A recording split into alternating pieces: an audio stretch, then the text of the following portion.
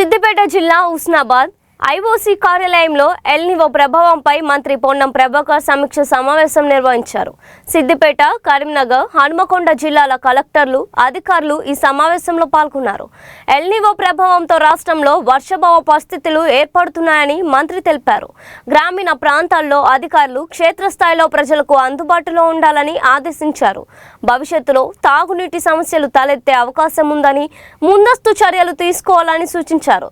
పశుగ్రాసం కొరత లేకుండా రైతులకు అవగాహన కల్పించాలని, కరువు పరిస్థితుల్లో ఆరుతడి పంటలపై దృష్టి పెట్టాలని తెలిపారు. భూగర్భ జలాల పెంపు కోసం ఇంకుడు గుంతలు తవ్వి ప్రతి వర్షపు చుక్కను నిల్వ చేయాలని సూచించారు.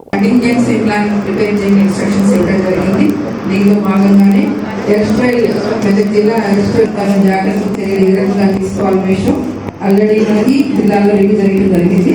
ఇప్పుడు ప్రత్యేకంగా హుస్నాబాద్ టౌన్షిప్ టేకప్ చేయడం జరిగింది.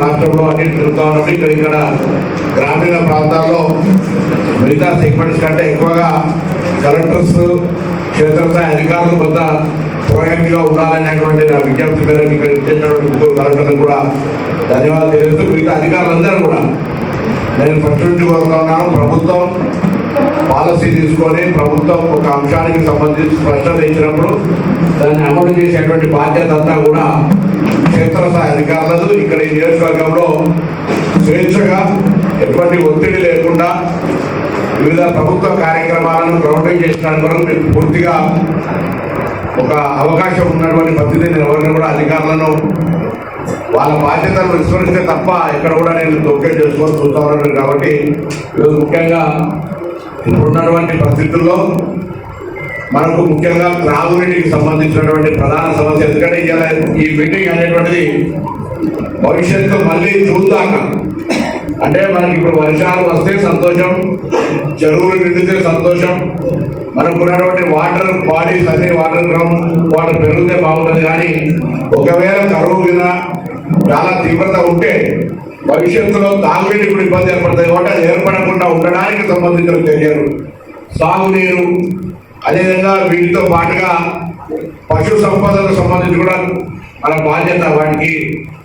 వాటికి సంబంధించినటువంటి దానా కావచ్చు, లేదా వాటికి సంబంధించినటువంటి గడ్డి ఇతర అంశాలు, పశుగ్రాసం కావచ్చు, దాంతో పాటుగా రెసిడెన్షియల్స్ మన ఇన్స్టిట్యూట్స్ ఇవన్నీ కూడా వ్యవసాయానికి సంబంధించి కూడా ఆర్గానిక్ పంటలు వేయాలంటా ఉన్నాం. చాలా జాగ్రత్త వాళ్ళ తక్కువ భగవంతుడు ఎట్లనే వర్షాలు కురుస్తాయి అని బండ్లు పోసుకొని మీరు ఎన్ని చెప్పినా కూడా వాళ్ళు చేస్తలేరు. ఉద్యానవన శాఖకు సంబంధించి కూడా మనం ఇక్కడ ఆయిల్ ఫామ్ పక్కనే ఫ్యాక్టరీ వాటి కొంత రైతులను ఎక్కువ ఆకర్షించగలిగే అవకాశం ఉంది. దానికి సంబంధించి ఇంతకుముందు చెప్పిన ఎనిమల్ హస్బెండరీకి సంబంధించి, అదేవిధంగా drinking water and ground water రెండుకి సంబంధించి, అదేవిధంగా గ్రామీణ నీటి సరఫరా త్రాగునీరు, తర్వాత సేమ్ డిఆర్డిఓలు ఎంపీఓల ద్వారా గ్రామ కార్యదర్శుల ఇప్పటికే ప్రభుత్వం నుంచి నిర్దేశం వచ్చింది. ఎప్పుడు వాటర్ బాగా మనకు అందుబాటులో ఉంటే మనం ఎప్పుడు గ్రౌండ్ వాటర్ను డెవలప్మెంట్ చేయడానికి ఆలోచన చేయాలి. కానీ ఇప్పుడు పడుతున్నటువంటి ప్రతి వర్షం చుక్క గ్రౌండ్ వాటర్ కింద డెవలప్మెంట్ చేసుకోవాలి. కాబట్టి ఇంకుడు గుంతలకు ఈటీఎస్ కింద, విబిజీ రామ్జీ కింద కూడా ఇంకుడు గుంతల స్కోప్ ఉంది.